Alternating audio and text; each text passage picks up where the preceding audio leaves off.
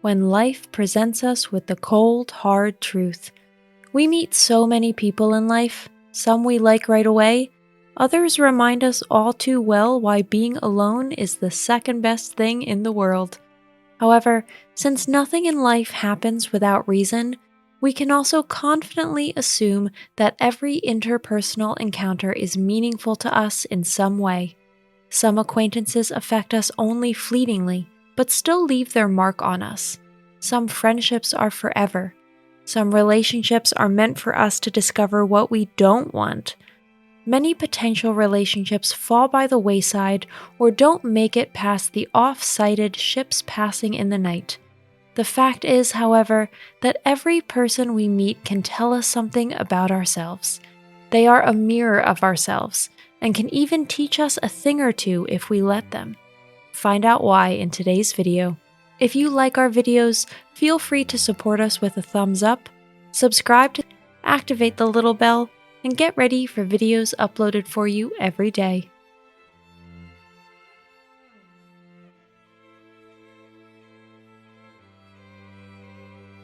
Some people teach us about our own feelings. It sounds funny at first, but it's true. Feelings are like the strings of an instrument. Without resonating with something, they would not produce any sound. Human beings, therefore, need other human beings to sound out their emotions. This can feel good or bad, but it is in any case a lesson for life. Each feeling teaches us something different. Irritability. Putting our own needs on the back burner for far too long leads to overwhelm. When that happens, we're not likely to wish anyone any good. If we don't keep an eye on this development, we turn into ticking time bombs that everyone eventually just avoids or fears. Anger.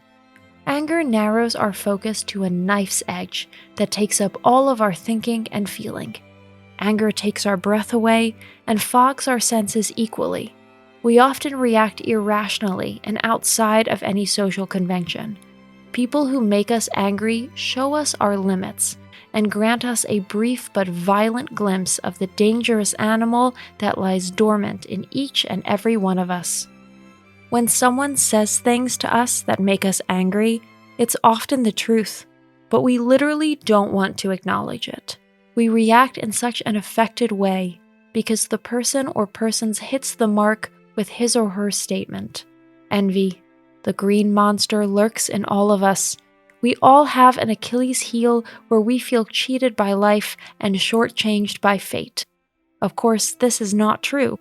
We have merely lost sight of the wealth we have already been given. Envy is a sure sign that we have lost sight of gratitude.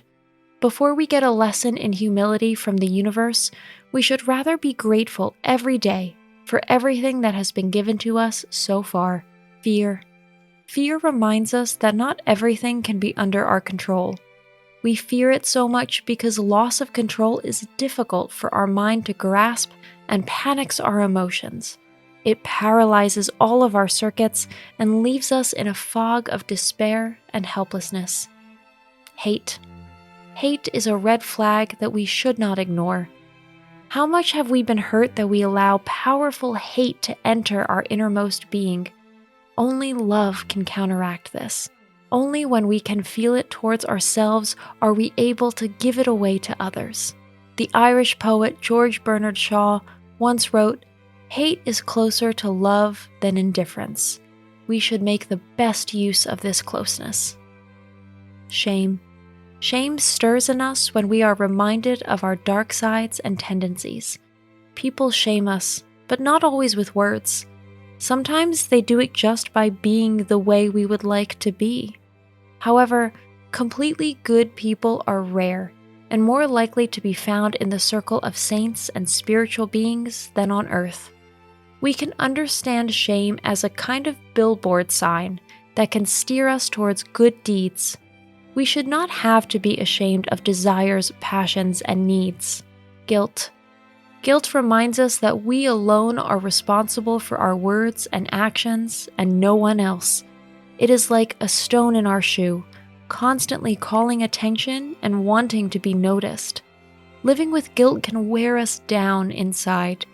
The alternative? repent, and do penance. If that sounds too churchy, an apology would be a great start. Blame. Blame is a stepchild of guilt. Similarly, it makes us act childishly. It's a bit like putting our hands in front of our eyes and thinking we can't be seen anymore. It is immature and infantile not to face a responsibility. Those who constantly point the finger at others should not be surprised if they eventually stand alone. Grief. Grief demands acceptance from us. It literally forces us to see the unchangeable for what it is. It is certainly the most intense of all feelings, and is perceived and processed very differently by each person. One can emerge from it strengthened and consolidated as from no other lesson in life, but it can hit us so hard that our own will to live dries up. We can only oppose grief with our willpower. Otherwise, we have no effective strategies against it. Once we have overcome it, however, it sharpens our focus on the essentials and conscientiously sorts out the unimportant things that threaten to be a waste of time and energy. Love. Love, yes. Where is the love in this sober emotional scenario? We should not really regard it as a singular emotion that appears completely independently and detached from all other emotional states. Love should ideally be our basic attitude toward other people. If we can make it our attitude towards life, it will be the basis for every upcoming personal encounter. At first glance, of course, this sounds superhuman and completely unrealistic. However, we could work on it a little bit every day. The exercise is meet strangers openly and in a friendly manner. Try to leave mistrust and suspicion out of it, and give this acquaintance every starting advantage there is. Love is nothing else than boundless acceptance. Reality ensures that the framework in which it takes place remains manageable. Today's conclusion: mirror phenomena with the eureka effect. Not to react or to react completely neutrally to other people would be an impossibility. We would then be androids or robots, machines without feelings and free will. The way other people strike chords within us does not always have to rise to harmonious symphonies. Some pairings just sound hollow. Others are a mere echo. The discords remain in our memory for a particularly long time. In the long run, however, we profit the most from them. With this knowledge in hand, future encounters should be much easier. Even if we are not big fans of social interaction, we can always be curious about what we can learn from new acquaintances. If we view each lesson as a building block for the best version of ourselves, there's nothing standing in the way of growing and blossoming into infinity. That's it for today. Thanks for watching. Did you find this information helpful? Do you have experience with it? We would love to hear from you. Leave a comment below and let us know your thoughts. For more resources about mental health, self-improvement, and psychology, visit our website. You'll find the link in the video description where you can also connect with us on social media and sign up for our email list. Take care of yourself and have a beautiful day.